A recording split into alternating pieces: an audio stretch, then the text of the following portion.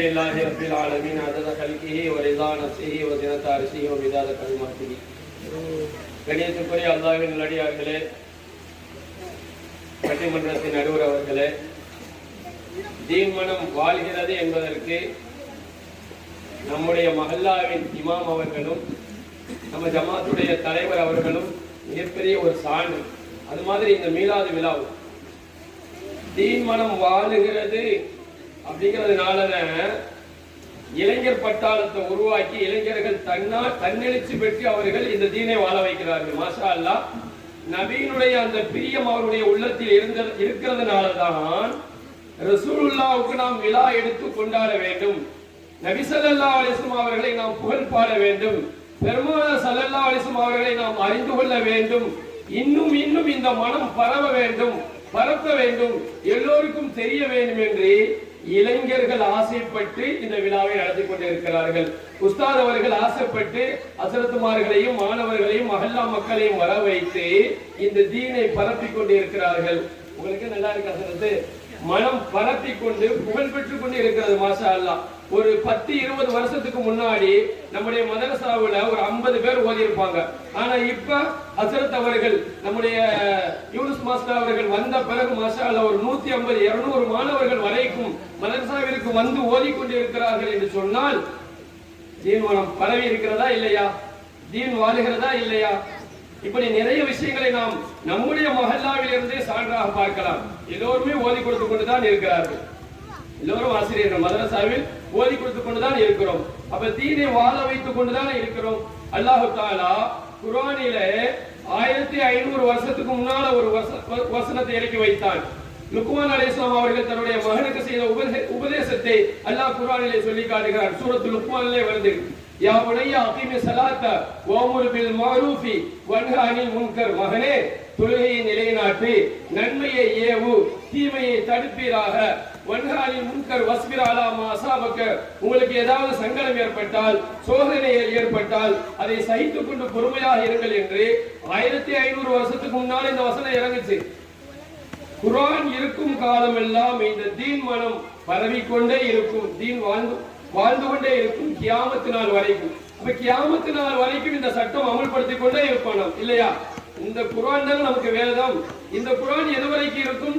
கியாமத்து நாள் வரைக்கும் இருக்கும். அப்ப கியாமத்து நாள் வரை குர்ஆன் இருக்கும் காலம் எல்லாம் இந்த குர்ஆனை நாம் பின்பற்றிக் கொண்டே இருப்போம், தீன் மனம் பரவிக்கொண்டே இருக்கும், வாழ்ந்து கொண்டே இருக்கும் என்பதற்கு இது ஒரு ஆதாரம்.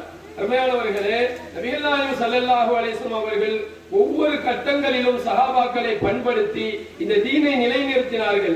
இந்த தீனை பெருமானார் நிலைநிறுத்தினார்கள். அதற்கு அடுத்தடுத்து வந்த காலங்களில் சஹாபாக்களும் தாபீன்களும் தபோ தாபீன்களும் இமாம்களும் இன்று வரைக்கும் நாம் வரைக்கும் இந்த தீனை பலமாக பற்றி கொண்டிருக்கிறோமா இல்லையா? இந்த தீனை நம்ம பிள்ளைகளுக்கு சொல்லிக் கொடுக்கிறோம்.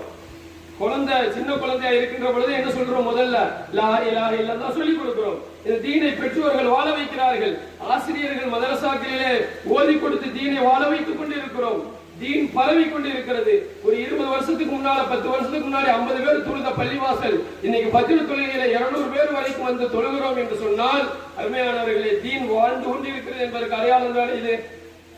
புதிய புதிய தலைமுறைகள் சிறியவர்களிலிருந்து பெரியவர்கள் வரைக்கும் பள்ளிவாசலுக்கு ஆர்வமாக வருகிறார்கள் என்று சொன்னால் அவருடைய உள்ளங்களிலே இறையச்சம் இருக்கிறது, தீன் இருக்கிறது என்பதைத்தான் காட்டுகிறது. ஒரு இளைஞர்களா தன்னால எழுந்து வந்து அவர்கள் ஆர்வத்தோடு மீலாது விழாவை நடத்துகிறார்கள் என்று சொன்னால் நபி ஸல்லல்லாஹு அலைஹி வஸல்லம் அவர்கள் மீது அந்த பிரியம், அந்த பற்றினால் தான் வெளிப்படுத்துகிறார்கள். சகோதரர்கள், பெருமானார் ஸல்லல்லாஹு அலைஹி வஸல்லம் அவர்கள் சொன்னார்கள், அத்திபு அவுலாதக்கும் அலா ஸலாஸ ஹிசாலின். அருமையானவர்களே, அதாவது நிர்வாகிகளும் இருக்கிறீர்கள், பெரியவர்களும் இருக்கிறீர்கள், இளைஞர்களும் இருக்கிறீர்கள். நம்முடைய குழந்தைகளுக்கு நாம் சொல்லிக் கொடுக்க வேண்டும் என்று நபிகள் நாயகம் ஸல்லல்லாஹு அலைஹி வஸல்லம் அவர்கள் சொல்லி தந்தார்கள். உங்கள் குழந்தைகளுக்கு 3 விஷயங்களை கற்றுக் கொடுங்கள்.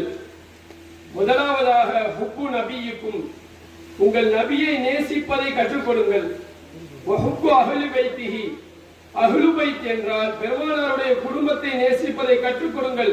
வகிராஅத்துல் குர்ஆன், குர்ஆன் ஓதுவதை கற்றுக் கொடுங்கள் என்று நபிகள் நாயகம் ஸல்லல்லாஹு அலைஹி வஸல்லம் அவர்கள் சொல்லி தந்தார்கள். நம்ம பிள்ளைகளுக்கு கற்றுக் கொடுக்கிறோம், நமக்கு நம்மளுடைய உஸ்தாத்மார்கள் கற்றுத் தந்தார்கள். இப்போ பாரம்பரியமாக அடுத்தடுத்த தலைமுறைகளுக்கு இந்த தீனை கொண்டு போய் கொண்டே இருக்கிறோம். நிச்சயமாக இது அழியாது.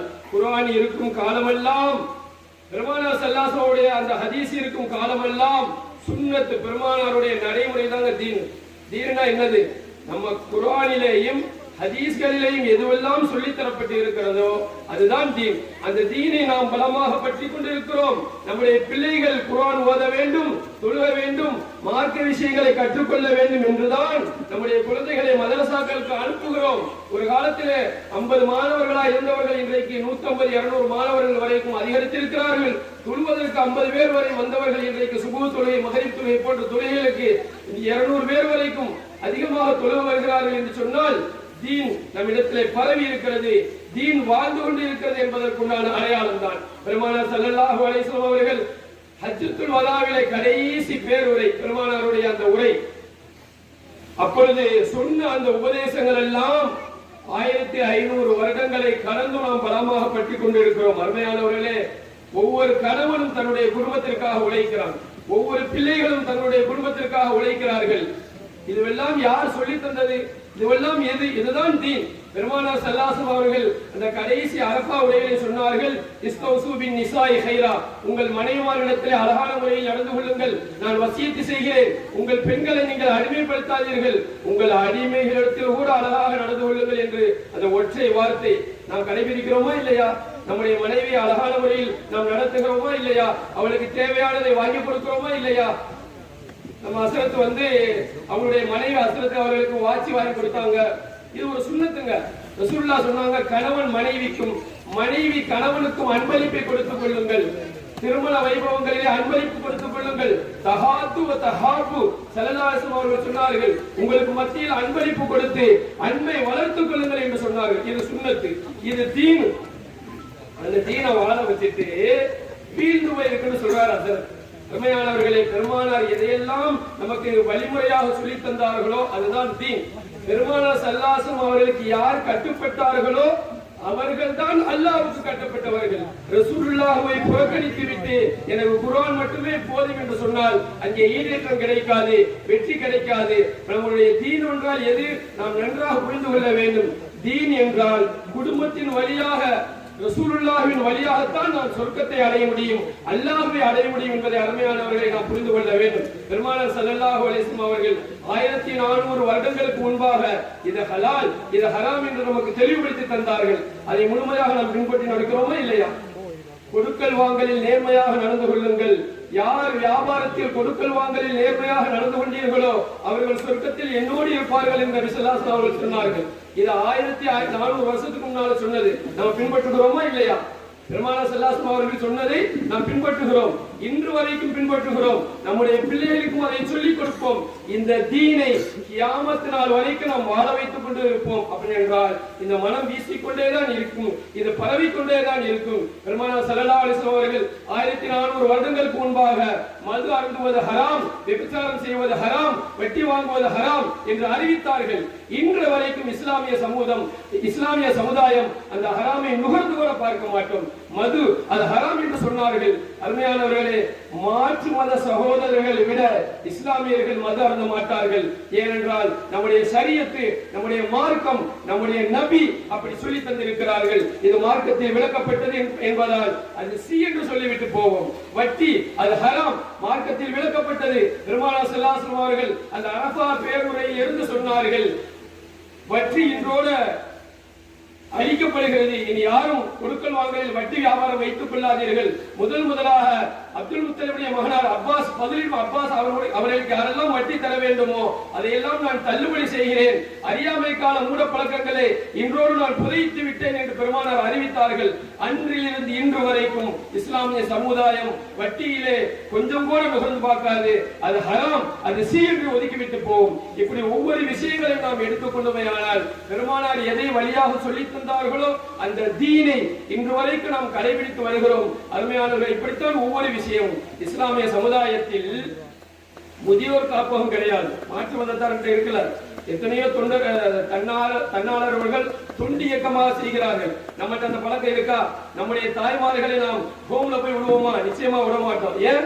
நம்ம ரசூலுல்லாஹ் நமக்கு சொல்லி தந்திருக்கிறார்கள், அல் ஜன்னத்து தஹ்த அக்தாமி உம்மஹாத்திக்கும், சொர்க்கம் உங்கள் தாயின் காலடியில் இருக்கிறது என்று. அந்த சொர்க்கத்தை கொண்டு போய் நம்ம தூக்கி போடுவோமா? அப்ப இந்த தீனை நாம் வாழ வைத்துக் கொண்டுதான் இருக்கிறோம். நம்முடைய தந்தையையோ நம்முடைய தாயையோ நாம் எங்காவது கொண்டு போய் விட்டு வருவோமா? விடமாட்டோம். நம்மை பெற்று வளர்த்த அந்த தாய் தான் சொர்க்கம் என்று நபி ஸல்லல்லாஹு அலைஹி வஸல்லம் அவர்கள் சொல்லி இருக்க அந்த தீனை, அந்த சொர்க்கத்தை கொண்டு போய் விடுவோமா? பெருமானார் ஸல்லல்லாஹு அலைஹி வஸல்லம் அவர்கள் தன்னுடைய தோழர்களையும் நமக்கும் எப்படியெல்லாம் வழிகாட்டி இருக்கிறார்கள் தெரியுமா? அதாவது தாய் சொர்க்கம் என்று சொன்னால் அதனுடைய நுழைவாயில் தந்தை. அப்ப தந்தைக்கு எவ்வளவு மரியாதை கொடுக்க வேண்டும் என்பதையும் நமக்கு சஹாபாக்கள் சொல்லித் தருகிறார்கள். அப்துல்லா இப்னு உமர் ரலியல்லாஹு அன்ஹு அவர்கள், அருமையானவர்களே, குடும்ப உறவுகளை நாம் பேணுகின்ற பொழுது அல்லாஹ் நமக்கு ரிஸ்கை தருவான். இந்த தீனை வாழ வைக்கின்ற பொழுது அல்லாஹ் நமக்கு ரிஸ்கை தருவான், குட்டுவான், நம்முடைய ஆயுளை அல்லாஹ் நீடித்து தருவான். ஸல்லல்லாஹு அலைஹி வஸல்லம் அவர்கள் சொல்லி தந்த ஒவ்வொரு விஷயமும் தீனு தான். நம்முடைய மனைவிக்கு நாம் ஆடை வாங்கி கொடுப்பது, நம்முடைய மனைவிக்கு நம்முடைய குடும்பத்தினர்களுக்கு அதாவது இருப்பதற்கு வீடு வசதி ஏற்பாடு செய்து கொடுப்பது, அவர்களுக்கு ட்ரெஸ் எடுத்து கொடுப்பது, அவர்களுக்கு உணவுக்காக உழைப்பது, இது எல்லாமே தீனு தான். இதுக்கு தான் நம்ம உழைக்கிறோம். நம்ம வேலைக்கு போறோம், இங்கிருந்து வேலைக்கு போய் உழைக்கிறோம் என்று சொன்னால் யாருக்காக? நம்முடைய குடும்பத்தை வாழ வைப்பதற்காக. இதுவும் தீன் என்று யார் கற்றுத்தந்தால்? பெருமானார் ஸல்லல்லாஹு அலைஹி வஸல்லம் அவர்கள் கற்றுத்தந்தார்கள். அதை நாம் வாழ வைத்துக் கொண்டிருக்கிறோம். ஒவ்வொரு விஷயங்களும் அப்துல்லா இப்னு உமர் ரலியல்லாஹு தஆலா அன்ஹு அவர்கள் அவருடைய தந்தைக்கு நெருக்கமான ஒருவருக்கு அவர் எதிரே வருகின்ற பொழுது குதிரையிலிருந்து இறங்கி நடந்து போனார்கள். ஏன்னா அவங்க வாப்பாக்கு ஃப்ரெண்ட், நண்பர். எந்த அளவுக்கு நம்முடைய தீன் நமக்கு சொல்லி தந்திருக்கிறது. நம்முடைய குடும்ப உறவினர்கள், நம்முடைய தந்தைக்கு நெருக்கமான அந்த நண்பருக்கு கூட தந்தைக்கு அவர் தந்தையுடைய நண்பர் என்பதால் அவரையும் மதித்து நடக்க வேண்டும் என்று சஹாபாக்கள் நமக்கு சொல்லி தந்திருக்கிறார்கள். இப்படியெல்லாம் எல்லா கட்டங்களிலும் கொடுக்கல் வாங்கலில் இருந்து குழந்தை வளர்ப்பில் இருந்து எல்லா விஷயங்களிலும் நபிகள் நாயகம் ஸல்லல்லாஹு அலைஹி வஸல்லம் அவர்கள் எதையெல்லாம் நேர்முகமாக நேர்மறையாக நமக்கு சொல்லித் தந்தார்களோ இதுவெல்லாம் தீன். இந்த தீனை நாம் எல்லோரும் கடைபிடித்துதான் நடக்கிறோம். இந்த உஸ்தாதுமார்களும் தங்களுடைய குழந்தைகளுக்கு அதை சொல்லிக் கொடுத்துக் கொண்டுதான் இருக்கிறார்கள். அந்த குழந்தைகளும் வீட்டில போய் தன்னுடைய பெற்றோர்களுக்கு சொல்லிக் கொடுப்பார்கள். அப்ப தீன் வாழ்ந்து கொண்டுதான் இருக்கிறது. இது கியாமத் நாள் வரைக்கும் வாழும். ஒரு காலங்கள்ல ஹஜ்ஜுக்கு போறதுதான் குறைவாக இருந்தது. ஆனால் இப்பொழுது மாதம் உம்ராக்கு செல்லக்கூடியவர்கள் அதிகரித்திருக்கிறார்கள், தொழ வரக்கூடியவர்கள் அதிகரித்திருக்கிறார்கள், ஜக்காத்து கொடுக்கக்கூடியவர்கள் அதிகரித்திருக்கிறார்கள் என்று சொன்னால் தீன் அவர்களை சென்று சேர்ந்திருக்கிறது. தீன் வாழ்ந்து கொண்டிருக்கிறது என்பதற்குண்டான அடையாளம். அல்லாஹ் ரப்பல் ஆலமீன் கியாமத் நாள் வரைக்கும் இந்த தீனை மிக வலுவாக உறுதியாக இதை நிலைவை செய்வானாக. எல்லா மக்களும் மாற்று மத சகோதரர்களும் சகோதர சமயத்தை சார்ந்தவர்களும் இந்த தீனை பின்பற்றினால் அவர்களும் நேர்வழி பெறுவார்கள். எனவே அன்பான சகோதரர்களே, இந்த தீன் வாழ்ந்து கொண்டிருக்கிறது என்பதற்கு நாமே அடையாளம். நபி ஸல்லல்லாஹு அலைஹி வஸல்லம் அவர்களுக்கு விழா எடுத்து நாம் கொண்டாடி பெருமானாருடைய இந்த சுன்னத்துகளை எல்லாம் உங்களிடத்திலே சொல்லுகிறோமே, மக்களிடத்திலே சமர்ப்பித்துக் கொண்டிருக்கிறோமே, இது ஒரு ஆதாரம். நடுவர் அவர்கள், எனவே இந்த தீன் வாழ்ந்து கொண்டுதான் இருக்கிறது, இது வீழவில்லை, கியாமத் நாள் வரைக்கும் வாழ்ந்து கொண்டுதான் இருக்கும் என்பதை சொல்லி வாய்ப்புக்கு நன்றி கூறி நிறைவு செய்கிறேன். வாஹிர் தஅவானா அல்ஹம்துலில்லாஹி ரப்பில் ஆலமீன். அஸ்ஸலாமு அலைக்கும் வரஹ்மத்துல்லாஹி தஆலா பரகாத்துஹு. வலைக்கும் சலாம் வரஹ்மத்துல்லாஹி வபரகாத்துஹு. சாது மிரண்டால் காரு கொள்ளாதுன்னு சொல்லுவாங்க. குறுக்க பேசுறதுக்கு நடுவருக்கு கூட வாய்ப்பே தராத விதத்துல சிறப்பான பயம், சிறப்பான விதத்துல தலைவருக்கே உரித்தான அந்த துணியில சிறப்பா நிறைய செய்திகளை அள்ளி கொட்டியிருக்கிறாங்க. நிறைய ஆயத்துகள், நிறைய ஹதீஸுகள். அல்லாஹ் தஆலா லுக்மானுல் ஹக்கீம் அலைஹிஸ்ஸலாம் தாம் பிள்ளைக்கு செய்த உபதேசம் அப்படின்னு ஆரம்பிச்ச அந்த ஆயத்துல இருந்து யா புனையா அக்கிமி ஸலா என்கிற அந்த ஆயத்துல இருந்து ஆரம்பிச்சு அதுக்கு பிறகு ஸல்லல்லாஹு அலைஹி வஸல்லம் அவங்க சொன்ன அத்திபு அவுலாதக்கும் ஸலாஸ ஃபிசால் என்கிற அந்த ஹதீஸை சொல்லி மது ஹராம், மட்டி ஹராமு, அதே போல ஜன்னத்து தஹத அக்தாமி உம்மஹாத்திக்கும், சொர்க்கம் என்பது உங்க தாயின் காலுக்கு கீழான ஸல்லல்லாஹு அலைஹி வஸல்லம் அவங்க சொல்லியிருக்கிற அந்த ஹதீஸ் வரைக்கும் நிறைய செய்திகளை சொல்லி இன்னைக்கு இதெல்லாம் நாம ஃபாலோ பண்றோமே, அப்புறம் தீன் மனம் வாழ தானே செய்யுது அப்படின்னு மிக சிறப்பான முறையில பேசியிருக்கிறாங்க. ஆனா அவ்வளவு பேச்சுக்கு மத்தியிலே அதுக்கு அவங்க மனைவிக்கு வாங்கி கொடுத்த ஸ்மார்ட் வாட்சும் வந்துச்சு. அதையும் நான் கவனிச்சேன். ஏதோ யாரும் விட்டு வைக்கல, 3 பேருமே அவ்வளவு கோபத்துல இருக்கிறீங்க. அவ்வளவு வேகத்துல அந்த அஜெண்டை லைட்டா அப்படி உரைச்சிட்டு வேற வந்திருக்கிறாங்க. கையில் அல்ஹம்துலில்லாஹ். ஆனா ரொம்ப பாவம் வந்து இனிமே நீங்க எது வாங்கினாலும் சொல்லக்கூடாது.